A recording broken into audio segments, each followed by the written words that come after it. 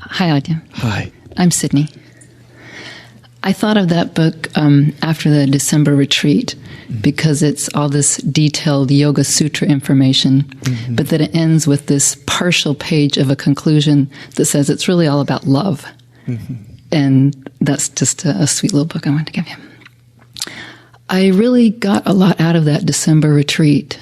I had a big awakening many years ago. And I've heard you speak often enough that I know I can't go back, like you told this other gentleman, and recapture that particular experience. But then after that big awakening, I went off to be a seeker big time. And so got kind of lost away from what you were calling this intelligent movement. And those words, intelligent movement, was very much what was happening. Yes. And my first experience in the big awakening was one of love inside. And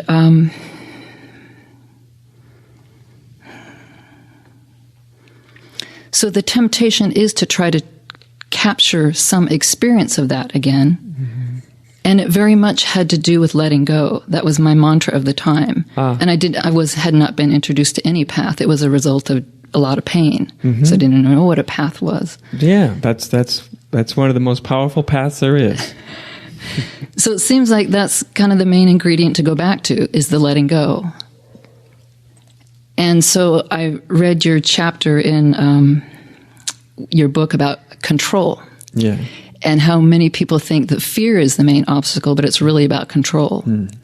And so I started looking at about the obvious things that I could let go of control. But I'm finding that it's more, like you say, it's more ideas and concepts and judgments. Yeah. Yeah. So I kind of know the answer to the question already. Of course you do. I'm so happy you know that, though. Because I've been listening for so long. But it seems like it's trickier than it really is. Oh, that's the power of illusion, isn't it? It seems to be trickier than it is, or more complex, or more. But it's always extraordinarily simple. Simple. Right. And I've even left my formal path because I think it was not useful. I was kind of leaning on the church wall a little bit.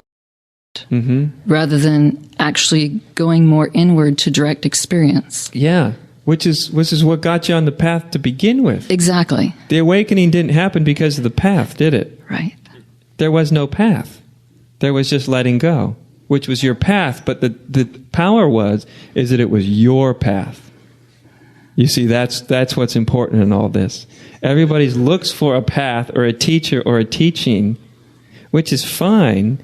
But when we look for it, what we tend to do is we lose sensitivity. Our inner radar is forgotten because we think somebody else's radar is more important than mine.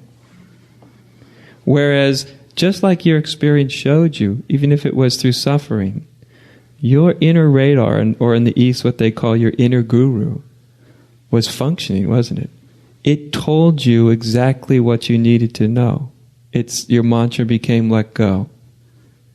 And that didn't come from the outside. It didn't come from the church. It didn't come from the teacher. It didn't come from the teaching. It came from you.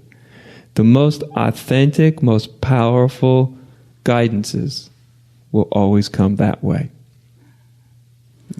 So it was helpful to hear in that retreat that people had similar experiences of this intelligent movement and this purging.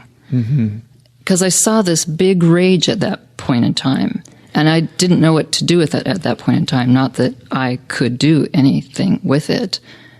And some of it was a personal, this lifetime rage, and some of it was a collective rage that I really couldn't grapple with. Right. So I think that kind of scared me away from that intelligent movement. Yeah. Because that's part of the intelligent movement that doesn't kind of conform to certainly our ideas or our preferences. That the top gets ripped off. We see something amazing about life, about self, about reality. But also when the top gets off, often in the wake of that realization, in the wake of it often comes up one's suppressed material. Because the top's been ripped off. Yeah. Right. So you see beauty, you get the kiss, but then on its heels is everything that's been held down. Right? And usually we don't really understand what that means. We don't know how to deal with it, and we certainly usually assume it's some sort of hideous mistake, which is all faulty. It's actually simply the way things work. And if it's not a mistake, you were talking about maybe going near the nut home. I was going near the nut home, but I didn't know if I wanted to go near the prison. Yeah. But I'm kind of thinking now that there was a link with the innocence, Mm-hmm. so the intelligent movement could know what to do with that. Right. So that intelligence, that silence, it's not surprised by everything. It's not horrified. The mind can be horrified, but that intelligence, it's very stable, and it allows things to just purge themselves. That's basically what the darkness or the shadow material needs to do.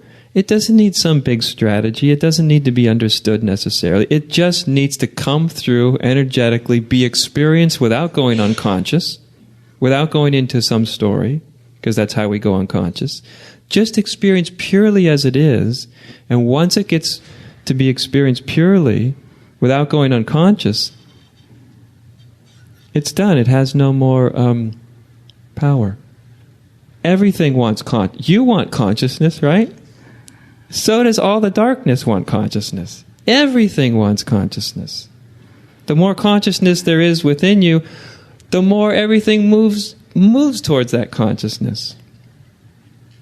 And part of that journey is what's unresolved.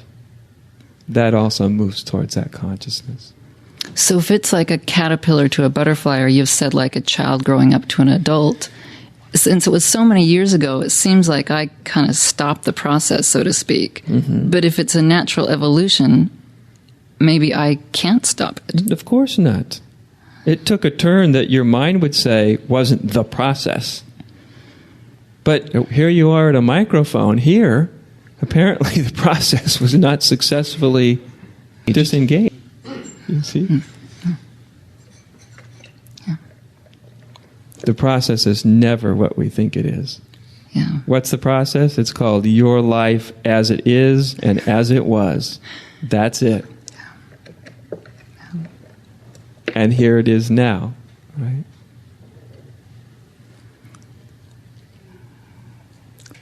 Well, I'm going to explore the letting go some more. Thanks. Good mantra. Wonderful mantra. Yeah. Wonderful mantra. Who did I say I was going to get back to? Yes, thanks.